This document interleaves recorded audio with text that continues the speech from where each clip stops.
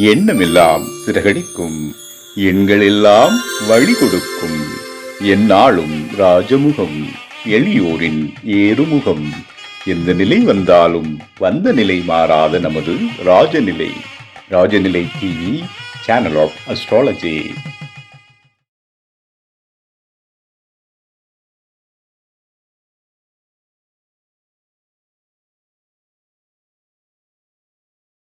வாழ்க தமிழ், வளர்க ஜோதிடம். அனைவருக்கும் அன்பான காலை வணக்கம். இன்று பிறந்தநாள் மற்றும் திருமணநாள் கொண்டாடும் அனைவருக்கும் ராஜநிலை டிவி சார்பாக வாழ்த்துக்களை தெரிவிப்பது உங்கள் ராஜநிலை எண்கணித வித்தகர் லால்குடி செந்தில். இன்றைய நிகழ்ச்சியில் பஞ்சாங்கம் பற்றிய குறிப்பு, 12 ராசிக்கும் ராஜநிலையின் அதிர்ஷ்டமான எண்களை தெரிஞ்சுக்க போகிறோம். ஆவணி மாத பலன்கள், துலா ராசிக்கு நேத்தியோட வீடியோ தொடர்ச்சியை பார்க்க போகிறோம். வாங்க வீடியோக்குள்ளே போகலாம். தட்சநாய காலம் பராபவ வருடம் ஆடி மாதம் 29ஆம் தேதி வெள்ளிக்கிழமை. இன்று 14/8/2026 சந்திர தரிசனம். ரொம்ப சிறப்பான நாள். இந்த நாளை தவற விடாதீங்க. ஒவ்வொரு சந்திர தரிசனமும் நீங்கள் பண்ணும்போது உங்களுக்கு லைஃபுக்கு தேவையான அனைத்து விதமான வெற்றி வாய்ப்பும் கிடைக்கும். அதே மாதிரி இன்னைக்கு ஆடி பூரம் வேற, அதனால் எல்லாம் ஒற்றுமையாக இருக்கிற காலங்கள். நட்சத்திரமும் நல்லா வந்திருக்கு, சந்திர தரிசனமும் நல்லா வந்திருக்கு. அதனால் இந்த நாள் ஒரு சிறப்பான நாள். லைஃப்பில் தவற விடாதீங்க, ஓகேங்களா? பக்கத்தில் இருக்க கோயிலுக்கு போயிட்டு வாங்க, அம்மன் வழிபாடு பண்ணுங்கள். நிச்சயமாக உங்களுக்கு தேவையான அனைத்தும் நடக்கும். நல்ல நேரம் காலை 9:15 மணி முதல் 10:15 மணி வரை, மாலை 5 மணி முதல் 6 மணி வரை. கௌரி நல்ல நேரம் காலை 12:15 மணி முதல் 1:15 மணி வரை, மாலை 6:30 மணி முதல் 7:30 மணி வரை. ராகு காலம் காலை 10:30 மணி முதல் 12 மணி வரை. குளிகை நேரம் காலை 7:30 மணி முதல் 9 மணி வரை. யமகண்டம் மதியம் 3 மணி முதல் 4:30 மணி வரை. மேற்கு திசை சூலம். மேற்கு திசை நோக்கி போகிறவங்க கொஞ்சம் வெள்ளம் சாப்பிட்டுட்டு போங்க. இன்றைய திதி துவிதியை திதி. நட்சத்திரம் பூர நட்சத்திரம். யோகம் பரியம் நாம யோகம். கர்ணம் கவளவ கர்ணம். சந்திராஷ்டமும் திருவோண நட்சத்திரத்திற்கு இன்னைக்கு சந்திராஷ்டமம். கிரக நிலவரங்கள்: மிதுன ராசியில் செவ்வாய் பகவான், கடக ராசியில் சூரிய பகவான், புதன் பகவான் மற்றும் குரு பகவான், சிம்ம ராசியில் கேது பகவான் மற்றும் சந்திர பகவான், கன்னி ராசியில் சுக்கிர பகவான், கும்ப ராசியில் ராகு பகவான், மீன ராசியில் சனி பகவான். புதுசாக பார்க்கக்கூடிய நண்பர்கள் இந்த மாதிரி ஒரு பர்மனன்ட் மார்க்கர் வாங்கிக்கிங்க. உங்கள் ராசி அல்லது லக்னத்துக்கு சொல்லக்கூடிய எண்ணம் மணிக்கட்டில் எழுதிட்டு வாங்க. எழுதும்போது உங்களுக்கு என்ன தேவையாக இருந்தாலும் சரி, திருமணம் நடக்கணும், குழந்தை பாக்கியம் வேணும், வீடு வாங்கணும், இடம் வாங்கணும், நகை வாங்கணும், கடன் அடையணும், வெளிநாட்டுக்கு போகணும், கொடுத்த பணம் வரணும், தொழிலில் லாபங்கள் அதிகமாக வரணும், வாடிக்கையாளர்கள் அதிகமாக வரணும், எதாக இருந்தாலும் சரி மனதார நினச்சிட்டு எழுதுங்க. எழுதக்கூடிய நேரம் கால பிரம்ம முகூர்த்தம் 4 to 6 குளிச்சுட்டு எழுதணும். அல்லது 6:2, 6:4, 6:6, 6:8, 6:20, 6:22, 6:33, 6:42, 6:51 இந்த நேரங்களில் இதில் ஏதாவது ஒன்று டெய்லி ஃபிக்ஸ் பண்ணிக்கிங்க. 6:42னா டெய்லி 6:42க்கு எழுதணும். 6:40 அல்லது 41க்கு அலாரம் செட் பண்ணிங்க உங்கள் ஃபோனில். அப்போ தான் கரெக்டாக எழுதும்போது ஞாபகம் வரும், எழுதிக்கலாம், ஓகேங்களா? நம்ம ராஜநிலையோட அதிர்ஷ்டமான எண் மேச ராசி அல்லது மேச லக்னத்தில் பிறந்தவர்கள் இன்று பயன்படுத்த வேண்டிய எண் 56. ரிஷபராசி அல்லது ரிஷப லக்னத்தில் பிறந்தவங்கள் இன்று பயன்படுத்த வேண்டிய அதிர்ஷ்டமான எண் 72 72. மிதுன ராசி அல்லது மிதுன லக்னத்தில் பிறந்தவர்கள் இன்று பயன்படுத்த வேண்டிய அதிர்ஷ்டமான எண் 66 66.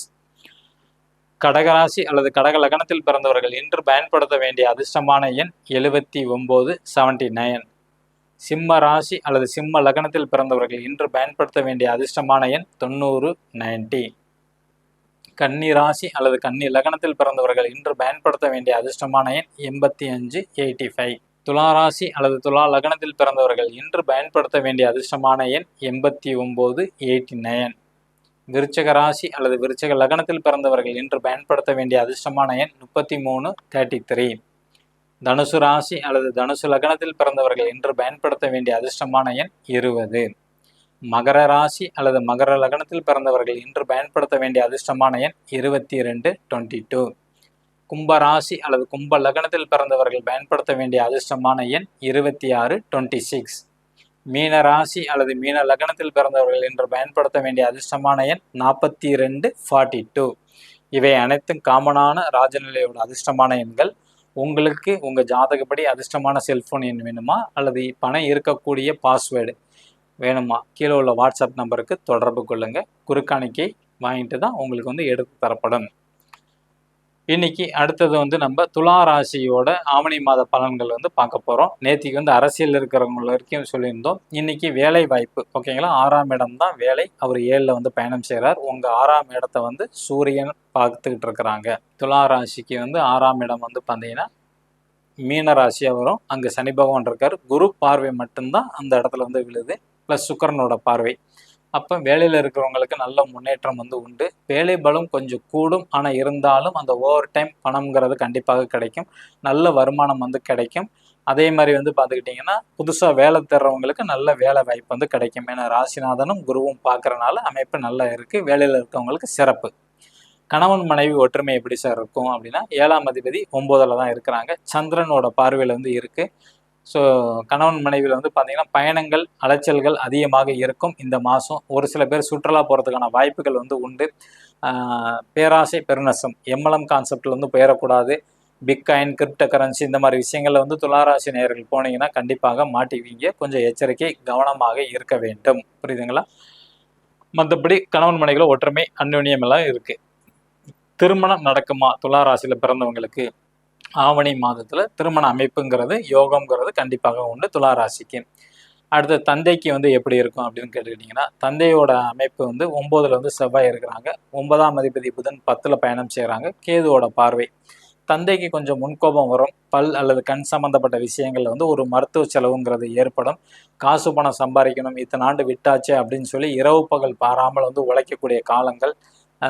கடனை அடைத்து விடுவார். உங்கள் தந்தைக்கு கடன் எதாக இருந்தாலும் கடன் வந்து அடைஞ்சிரும். ஓகேங்களா? தொழில் செய்கிறவங்க துளாராசியில் வந்து இருக்கிறவங்க தொழில் செய்கிறவங்களும் அவங்களோட மாமியாருக்கும் எப்படி இருக்குன்னு தெரிஞ்சுக்கலாம். தொழில் வந்து விரிவாக்கம் பண்ணக்கூடிய அமைப்பு வந்து உண்டு. ஆனால் அதில் வந்து அதிகப்படியான கடன் வாங்கி செஞ்சிடக்கூடாது. அகலக்கால் வச்சிடக்கூடாது. தொழில் கடன் வாங்கலாம். ஆனால் பெருசாக வந்து வாங்கிறாதீங்க. கவனம் வேண்டும். ஓகேங்களா? உங்களுக்கு வந்து உங்களோட மாமியாரோட சப்போர்ட் வந்து கிடைக்கும். அவங்க வழியில் வந்து நன்மைகள் உதவிகள் எல்லாமே தேடி வரக்கூடிய அமைப்பு வந்து உண்டு. பதவி உயர்வு கிடைக்குமா அப்படின்னு கேட்டால் பதவி கிடைச்சாலும் வேண்டாம். நீங்கள் வந்து தவிர்க்கிறது நல்லது இந்த ஆவணி மாதத்தில். அதே மாதிரி வந்து மூத்த சகோதரன் அல்லது மருமகன் மருமகளுக்கு எப்படி இருக்குன்னு கேட்டுக்கிட்டிங்கன்னா அவங்க வந்து நல்லா இருக்கக்கூடிய காலங்கள். அவங்கள பொறுத்த வரைக்கும் அவங்க நல்லா சிறப்பாக இருப்பாங்க. ஆனால் அவங்களுக்கும் உங்களுக்கும் கருத்து வேறுபாடுங்கிறது வரும். துளாராசியில் பிறந்தவங்களுக்கு அவங்களுக்கும் அதில் கொஞ்சம் கவனமாக இருக்கணும். வீண் விரயம்ங்கிறது வந்து உண்டு. கொஞ்சம் வதந்தியெல்லாம் பேசுவாங்க. அதனால் அதை பொருட்படுத்த வேண்டாம்.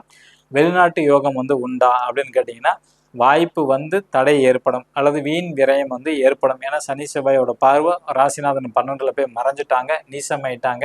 அதனால முயற்சி எடுக்கிறதுக்கான வாய்ப்பு வந்து கம்மி தான்.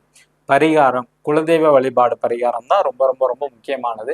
அமாவாசை அன்னைக்கு போயிட்டு வாங்க அல்லது பௌர்ணமி அன்னைக்கு போயிட்டு வாங்க அல்லது வந்து பார்த்தீங்கன்னா சனிக்கிழமை அன்னைக்கு நீங்கள் போயிட்டு வந்தால் வெற்றி வாய்ப்பு நிச்சயமாக கிடைக்கும். ஓகேங்களா? குலதெய்வம் தெரியாதவங்க டெய்லியும் காலையில் சூரியன் வழிபாடு இரவு சந்திரன் வழிபாடு பண்ணிட்டு வந்தீங்கன்னா நிச்சயமாக உங்களுக்கு குலதெய்வம் தெரியும். நம்பிக்கை இருப்பவர்களுக்கு நவகிரகங்களும் நட்சத்திரங்களும் வழிகாட்டும் என்று கூறி விடைபெற்றுக் கொள்கிறேன். மீண்டும் நாளை சந்திப்போம். நன்றி, வணக்கம். வாழ்க வளத்துடன்.